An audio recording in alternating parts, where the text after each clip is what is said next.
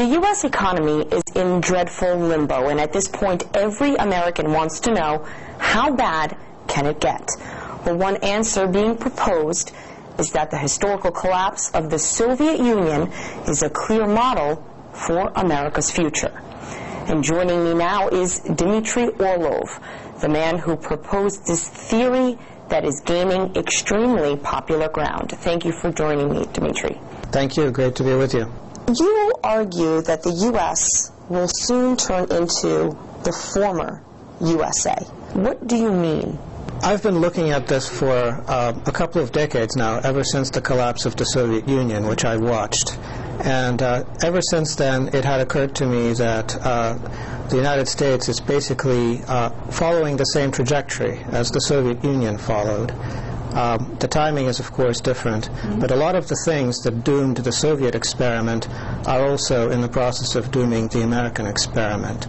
And this revolves around politics, around militarism, around energy, and many other factors as well. Your book is called Reinventing Collapse, the Soviet Example and American Prospects. If you had to pick out your strongest correlation between the collapse of the Soviet Union and what's taking place now in the U.S., what would your argument be? Inability to grow the economy, resulting in debt that has to be taken on at a completely unsustainable rate.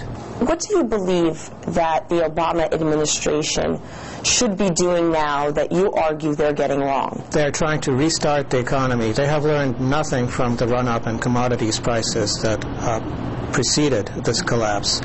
And so restarting the economy is the wrong move.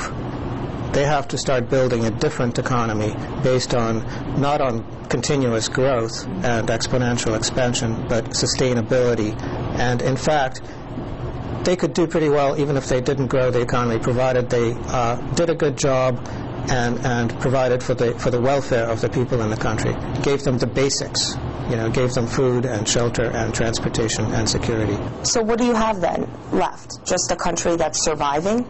Yes, and in fact that's pretty good, because if you compare that to the Soviet example, a lot of people died unnecessarily. A lot of lives were ruined and cut short. There was a flood of refugees. That is all completely avoidable here. So what you're arguing is that the collapse of America is unavoidable. What Americans can prepare for is how bad the consequences you say will get. That is basically what I'm saying. I think that, you could compare what's going on in the United States to a tsunami or a hurricane or an asteroid impact. It's something that's been in the making for a long time. It is going to happen. And talking about averting it is just basically a waste of time. What we should be talking about is how we can prepare it and build a different society, perhaps, different ways, different economy that's at a much lower level of resource expenditure, that provides the basics that people need to survive and have decent conditions. What is the most important thing that Americans can do right now to prepare for the worst, if it is to come? I think the most basic thing that people have to do in this country is meet their neighbors. Everybody walks around talking on their cell phones, ignoring the people directly around them. There's very little face-to-face communication. There's very little sense of community. People have a very sort of boxed-in sense of what's mine and what's yours, and refuse to share. People should try to get to know each other and try to work out arrangements where they share responsibilities and where they share whatever they have. For instance, a lot of people don't need to have their own car. They could share a car amongst friends. I've done it with friends. That's a specific thing that people can start doing that will work for them. That actually speaks to your argument that the Soviet Union, the people living in the Soviet Union, were more capable of surviving the collapse than Americans are capable of surviving a collapse. Why do you think so? Well, that is actually a big part of my argument, which is in a collapse, a lot of positives become negatives and vice versa. So, for instance, the housing crisis in Russia meant that, families were living in cramped apartments, 3 generations all living together on top of each other. Well, after collapse, it means that they were on hand to help each other. So the grandparents could take care of the children while the adults were out doing something, trying to survive. And, big communal apartments, of course, are not that great, but they're very cheap to heat. So if you have a fuel crisis, it's very helpful, much better than, suburban housing. Many other examples like that. Private cars are convenient, and public transportation not so. But if you have a gasoline shortage, then you have public transportation. That can be a lifesaver. Your predictions on the security of this country are quite frightening, and you base your theory on the instability you witnessed following the collapse of the Soviet Union. Well, I was in Russia during periods of time when people thought I was insane to even go there. And during that time, some friends of mine got killed. A lot of people got mugged and terrorized. And I just saw the environment. I would get on a train, and, some of the passengers were escorted on board by soldiers armed with Kalashnikovs, because that was the security environment. I heard of, various rent-a-cop schemes where you have to pay off a policeman to do this and that. Once there's a collapse, the only skills they have are these violent skills involving weapons, and that's how they make money. So unless somebody finds something useful for them to do, work in security, then they'll go into business for themselves, and so much the worse for everyone else. This country maintains over 1,000 overseas military bases. Once those budgets start dwindling because the tax base is shrinking and the deficits can't be financed, those soldiers will have to be brought back, and those bases will have to be shut down. So that means a lot of soldiers and no economy, no domestic economy to reintegrate them into.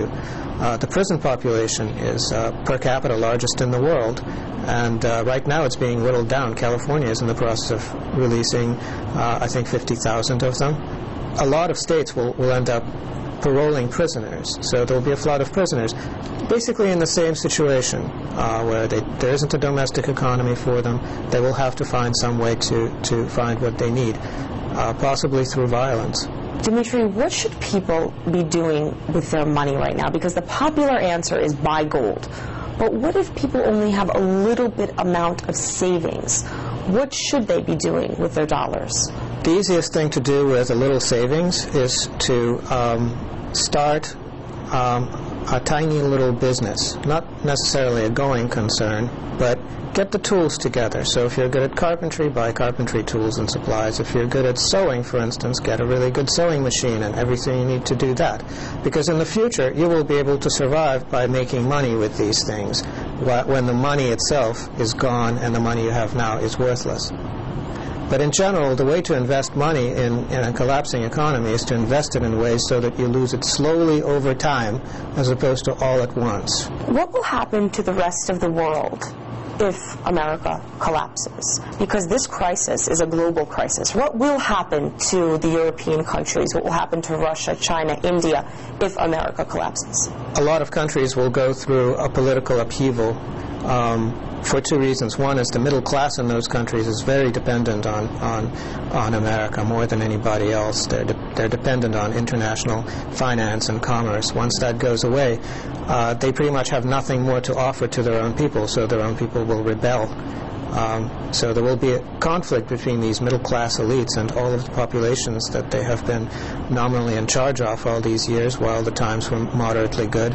So there will be a lot of rebellion throughout the world. You say that at this point you consider what you're doing a community service. What you're doing, lecturing, you have a blog that's very popular, you've authored a book, you've written many articles, and it's a community service for Americans? Every time I've tried to stop, a flood of emails comes in begging me to continue. So I can't disappoint that many people. What are people saying? What do they want to know? A lot of people ask the same question over and over again, which is when. I get desperate emails. I have a bride in the Ukraine. Will the United States hold together for the next 6 months because it'll take us that long to get a visa? That sort of thing. That was one of the most desperate pleas I got so far. But a lot of people want to know about timing, and I can't give them that information. What I can do is point people towards a great deal of resources on how they can help themselves and restructure their lives and try to get out of debt, for instance. Maybe take up a little bit of farming so that they have some food coming in. From what I read, you proposed that if people are paying rent or a mortgage, you don't have to pay anymore. If you go to work don't overwork yourself, because that job is going to come to an end either by the person getting fired or quitting. Is that a little bit radical? You're saying don't pay your bills and don't try hard at work?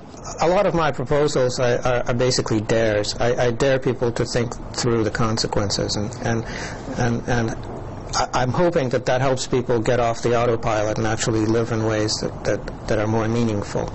That they begin to understand why they're doing what they're doing. I don't expect actually, everybody to go into foreclosure by listening to my talk. Dimitri, in terms of preparing for a collapse, I understand you practice what you preach. You also invested in a boat so that you would eventually be able to get into the shipping business and undercut the cost of trucks. And this is sort of like a survival method that you have come up with. Actually, this is part of a business plan.